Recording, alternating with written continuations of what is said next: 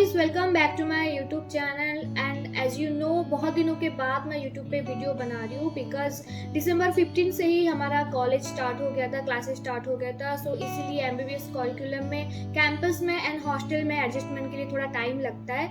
And अभी भी मैं बिजी हूँ, फिर भी मतलब टाइम निकाल, बिकॉज मैं जानती हूँ अभी नीट एस्पायरेंट्स कैसे फील कर रहे होंगे, कैसे एनेक्सियस हो रहे होंगे, उनका रिवीजन, उनका टेस्ट सीरीज, अभी तक सिलेबस खत्म नहीं हो रहा होगा। तो ये सब को कैसे हैंडल करना, ये सब मेरे को बहुत अच्छे से आता है। सो इस वीडियो पे मैं रिवीजन के बारे में बात करूंगी। How should be your revision.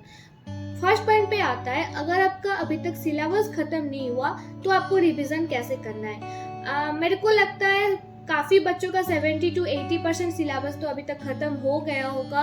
90% हो गया तो बहुत अच्छी बात है। जिन लोगों का अभी 70 to 80% खत्म हुआ है, उस अपना बाकी सिलेबस कंप्लीट करने के साथ साथ आपको रिवीजन के लिए भी टाइम देना होगा, क्योंकि बाकी जो आपने 70% 80% पढ़ा है वो भूल जाएंगे।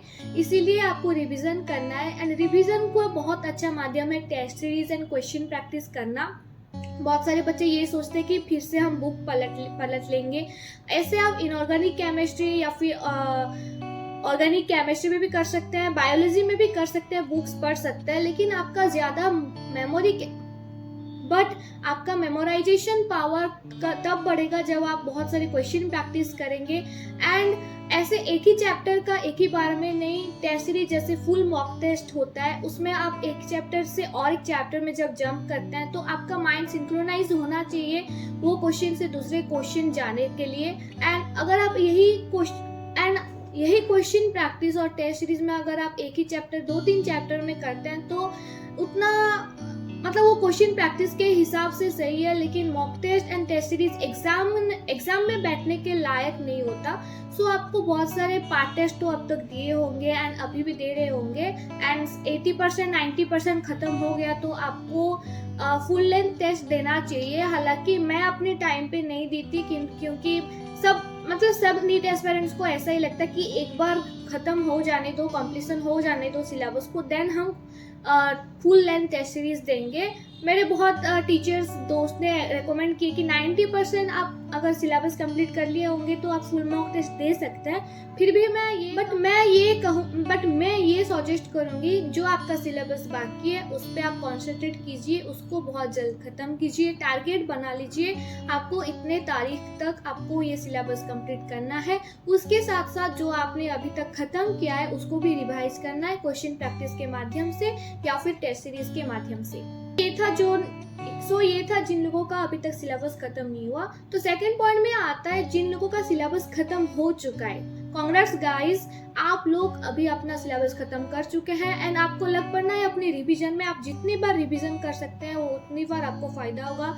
एनसीईआरटी को पूरा रट्टा ही मार लो। बायोलॉजी का जो भी डायग्राम के नीचे भी लिखा है, जो पॉइंट्स टू पोंडर्स होते हैं फिजिक्स में एंड केमिस्ट्री में जो इन टेक्स्ट क्वेश्चंस होते हैं, सब कुछ आप रट डालो। एक भी क्वेश्चन नहीं बचना चाहिए। आपको पता है 2020 से कितना मतलब लाइन से क्वेश्चन आ रहा है एनसीईआरटी में, एंड 2022 में तो आपको पता होगा मतलब कैसे लाइन वाइज मतलब स्टेटमेंट वाइज क्वेश्चंस भी दे रहे हैं एंड वो एनसीईआरटी से ही उठाया जा रहा है। सो आपको लाइन के हिसाब से याद रखना होगा। आपको इतना अच्छे से याद रखना होगा कि कोई क्वेश्चन अगर आता है तो आपको पता चलना चाहिए कि कौन सी पेज में है।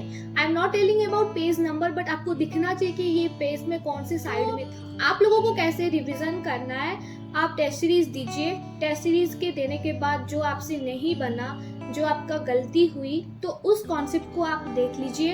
एंड हाँ, ये गलती मत करिएगा कि जो आपने सही किया उसको भी ना देखे। सही कर दिया तो आप छोड़ दिए, ऐसे नहीं। सही किया तो उसका प्रोसेस एक बार देख लीजिए कि ये आपने सही किया या नहीं।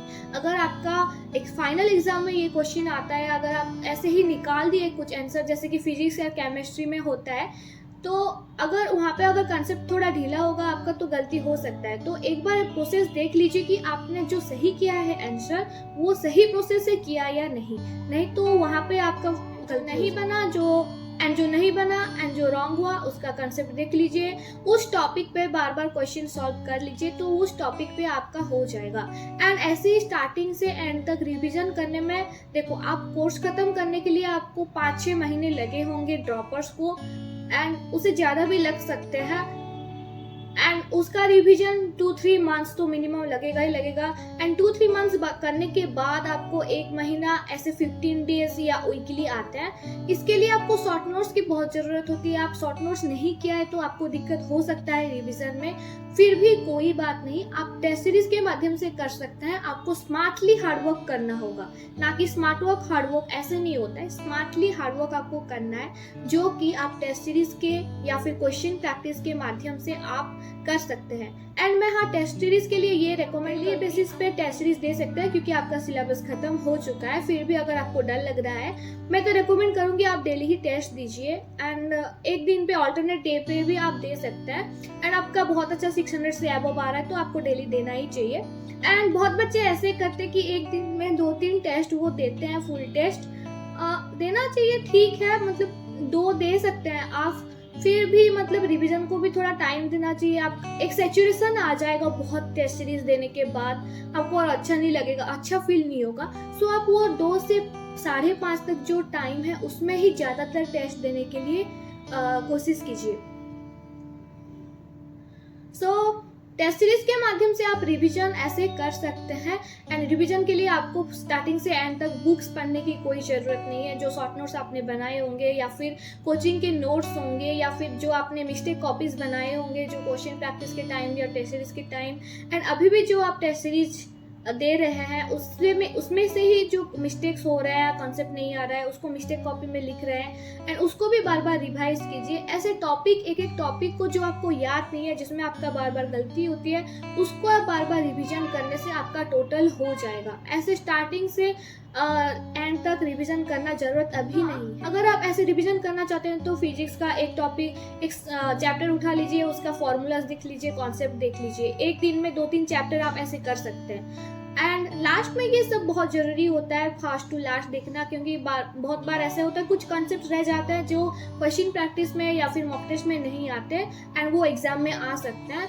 सो उस टाइम पे आप ये कर सकते हैं। बट अभी जो आपको question practice and test series के लिए दिया जा रहा है क्वेश्चन, वो सब तो कॉमन क्वेश्चन है, वो इम्पोर्टेंट क्वेश्चन है, वो आप मतलब वो हर बार आता ही है। एंड PIQs थ्रू भी आप रिवीजन कर सकते हैं। कोई भी चैप्टर का रिवीजन करना है, उसका PIQs कंप्लीट कर लो एंड जो नहीं हुआ उसको मिस्टेक कॉपी में लिख लो एंड उसका डायग्राम देख लो।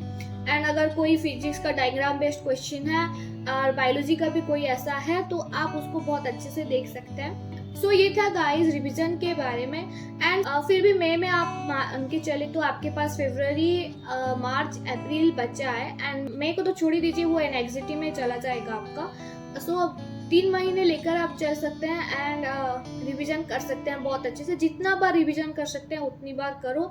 एंड जिन लोगों का हाई स्टडी टाइम होता है वो लोग तो बहुत अच्छे से कर सकते हैं। एंड प्लीज़ जो लोग कम पढ़ते हैं, आप मतलब ये ध्यान ना दीजिए कि बाकी लोग 14-15 घंटे पढ़ रहे हैं। आप अगर 7-8 घंटे भी पढ़ रहे हैं एंड वो प्रोडक्टिव है, आपको सेटिस्फेक्शन मिल रहा है, आपने जो टारगेट बनाया वो कंप्लीट किया है। ऐसा नहीं कि 2-3 टारगेट कर लिया एंड कंप्लीट कर लिया एंड आप सेटिस्फाई हो, ऐसे नहीं। जो करना चाहिए, जैसे कि टारगेट बना के आपने अपना रिवीजन कर रहे हैं या फिर सिलेबस कंप्लीट किया है, एक स्टैंडर्ड टारगेट होता है, स्टैंडर्ड रूटीन होता है, उसको मेंटेन आप अगर कर रहे हैं प्रोडक्टिवली तो आपको ये टेंशन नहीं है कि कौन एस्पायरेंट्स कितना टाइम पढ़ रहा है। So all the best guys, exam के लिए लग जाइए एंड अभी नहीं तो कभी नहीं, डिस्ट्रैक्शन से नहीं बचेंगे, सेल्फ कंट्रोल नहीं कर पाएंगे इस टाइम में। Then so all the very best guys and put your all the energies into the study and please keep away from social media. Thank you.